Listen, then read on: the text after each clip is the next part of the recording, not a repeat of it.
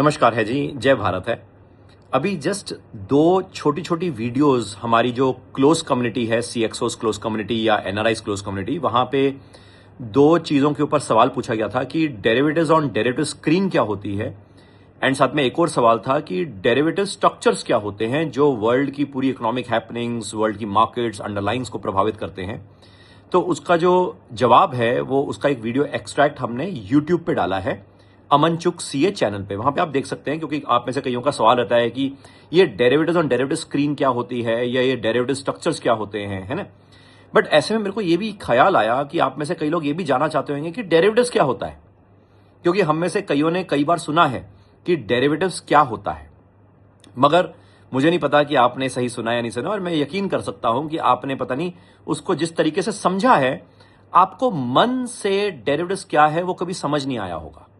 क्योंकि जब मैं institute of chartered accountants of India में बड़े सीनियर जो चार्टर्ड अकाउंटेंट्स सीएक्सओज रैंक के होते हैं, मास्टर इन बिजनेस फाइनेंस का प्रोग्राम लेता हूं आईसीआई के बिहाफ पे, या उनका एक फॉरेन एक्सचेंज ट्रेजरी मैनेजमेंट का प्रोग्राम रहता है, या इवन डेरिवेटिव्स का प्रोग्राम रहता है, तो उसमें जब भी मैं डेरिवेटिव समझाने की कोशिश करने लगता हूं तो मैं उनसे कई बार पूछता हूं कि डेरिवेटिव्स का मतलब समझ आता है। वो कहते हैं हाँ सर, हमने कई बार सुना है, हमारे कोई प्रीवियस ट्रेनर थे, स्पीकर थे, फैकल्टी थी, हमने किताबें पढ़ी थी या सीए की प्रैक्टिस करते करते सुना था, मगर डेरिवेटिव्स की जो डेफिनेशन वो बताते हैं तो मैं समझ जाता हूं कि इन्होंने रट्टाफाई डेफिनेशन बनाई हुई है। इनको डेरिवेटिव्स दिल से समझ नहीं आता कि डेरिवेटिव्स है क्या।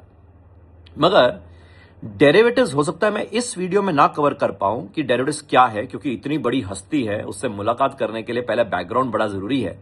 वो कहते हैं ना, एक बड़ी हस्ती आती तो उसके आसपास पहले कई और लोग इकट्ठे हो रहे होते हैं, तभी वो बड़ी हस्ती प्रकट होती है। तो डेरिवेटिव्स को समझाने के लिए हो सकता है आने वाले समय में एक दो वीडियोस समझाते समझाते मैं डेरिवेटिव्स को समझाऊं, मगर मैं आज पहले एक बैकग्राउंड देना चाहता हूं ताकि मैं आने वाले समय की वीडियो में जब डेरिवेटिव समझाऊं तो आपको समझ आए। देखो जी, इंडस्ट्रियलाइजेशन का जो प्रोसेस आया वो अंदाजन 17th सेंचुरी में शुरू हुआ, है ना। यानी हम सब जानते हैं कि जो वेस्टर्न वर्ल्ड है, स्पेसिफिकली जो यूरोपियन वर्ल्ड है, इसने एक तरह से वर्ल्ड के कई जगह से पैसे को लूटा, गोल्ड को लूटा, प्रेशियस मेटल्स को लूटा। जैसे इसमें से मैं कई बार दो नाम लेता हूं, एक वास्को ड गामा और क्रिस्टोफर कोलंबस, एंड मैं कहता हूं कि उस जमाने में पोर्तुगल, स्पेन, ये एक तरह से इनके पास बहुत लुटेरे थे। इनमें से ये दो लुटेरे बड़े फेमस हो गए, एंड वास्को द गामा ने भारत से 40 या 50 शिप्स, टन्स ऑफ गोल्ड चोरी करने के लिए 50 शिप्स एक तरह से वर्थ ऑफ जो उसके अंदर जो गोल्ड लादा जा सकता है वो लूट के लेके गया। क्रिस्टोफर कोलंबस ने तो यूएस में रेड इंडियंस को, कहते हैं कि 5 करोड़ रेड इंडियंस को मारा, एंड तब जाके इन गोरों को, ये जो एंग्लो सेक्सन्स हैं, जो यूरोप से जो लोग हैं, वो यूएस में उनको सेटल करवाया गया। बट हम उस पर नहीं जाते। हम ये बात कर रहे हैं कि जैसे जैसे इन्होंने different countries of the world से अपना पैसा इन्होंने लूटा एंड यूरोपियन वर्ल्ड को इन्होंने रिच किया, तो वहां पे इन्होंने इंडस्ट्रियलाइजेशन की प्रोसेस शुरू करी। एंड इंडस्ट्रियलाइजेशन की प्रोसेस जो 17th और 18th सेंचुरी थी, वहां पे इन्होंने मस्त इंडस्ट्रियलाइजेशन करके बड़े अच्छे प्रॉफिट्स कमाए। एंड वहां पे हमें ये पता भी है, इकोनॉमिक्स में सिखाया जाता है कि कैपिटलिज्म करके इन्होंने इंट्रोड्यूस किया कि भैया जो गरीब है वो गरीब और हो जाए, उसको स्लेव बना के रखो, उसको बॉन्डेड लेबर बना के रखो, एंड जो रईस है, जो अमीर है, वो और अमीर हो जाए। इंडस्ट्रियलाइजेशन करते करते वो और अमीर होता रहेगा, एंड जो गरीब है वो गरीब ही रहेगा, वो सिर्फ एक तरह से थोड़ी वेजेस या सैलरीज के तौर पे नौकरी करता रहेगा।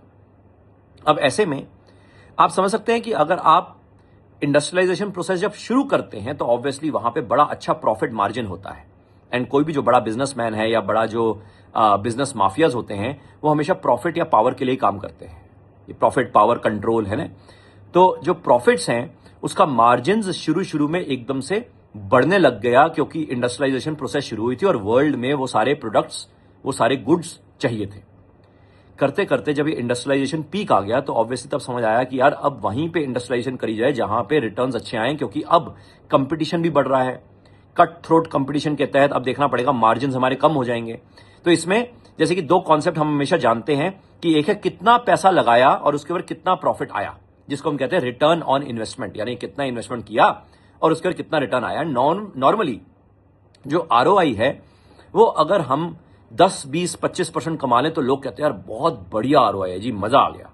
एंड ऐसे में आज की डेट में अगर आप इसको कोरिलेट करें, जब आप बैंक में पैसा लगाते हैं तो उसके ऊपर आरओआई अंदाजन 6 से 7% आता है, और जब आप मार्केट्स में लगाते हैं म्यूचुअल फंड में, तो नॉर्मली एक बेस्ट से बेस्ट म्यूचुअल फंड कभी अगर अच्छी मार्केट हो तो 15 से 18% देता है, और जब मार्केट में उथल पुथल मचती है तो वो नॉर्मली नेगेटिव रिटर्न आता है। मगर हम सिंस सिस्टमैटिक इन्वेस्टमेंट प्लान के तहत एवरेज पे एवरेज करते रहते हैं, तो एवरेज रिटर्न करते करते करते हमें 10 से 12% का रिटर्न आ जाता है over a period of time, क्योंकि नॉर्मली हम एवरेज पे एवरेज कर रहे होते हैं। जैसे कि कोविड टाइम था, मस्त पैसा छपा वर्ल्ड में, तो इसलिए सारे लोगों को दिखा 15 से 20% का रिटर्न म्यूचुअल फंड में।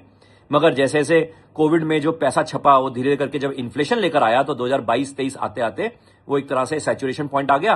एंड 2023 से लेकर अगर हम टिल डेट देखें तो मेजरली म्यूचुअल फंड 12-15% के आसपास घूम रहे हैं, वो भी अगर आप सिप पे सिप कर रहे हो। अगर आप सिप पे सिप ना करें तो इनमें से कई म्यूचुअल फंड ने तो रिटर्न ही नहीं दिया।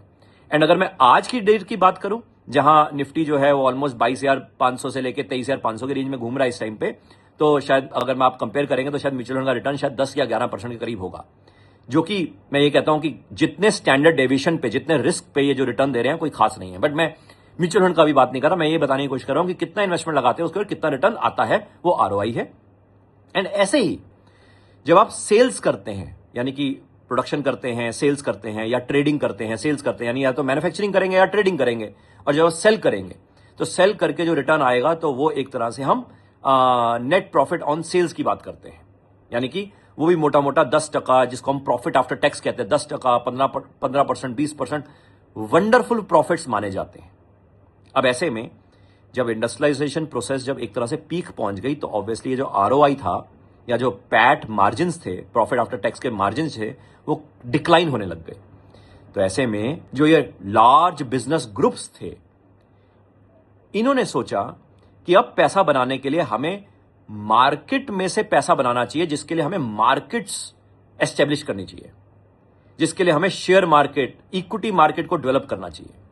एंड वहां पे 19th सेंचुरी में मेजरली जितने भी एक्सचेंजेस बने हैं वो 19th सेंचुरी में बने।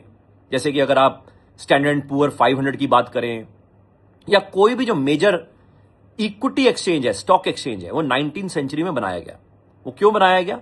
ताकि नॉर्मल मैन्युफैक्चरिंग करके माल बेच के उतना पैसा नहीं बन पा रहा, या नॉर्मल ट्रेडिंग करके उतना पैसा नहीं बन पा रहा, मगर पैसा कैसे बनाए? तो ऐसा करते हैं, मार्केट में जो कंपनीज हैं, जो बिजनेसेस हैं, उनकी वैल्यूएशन को क्रिएट करते हैं।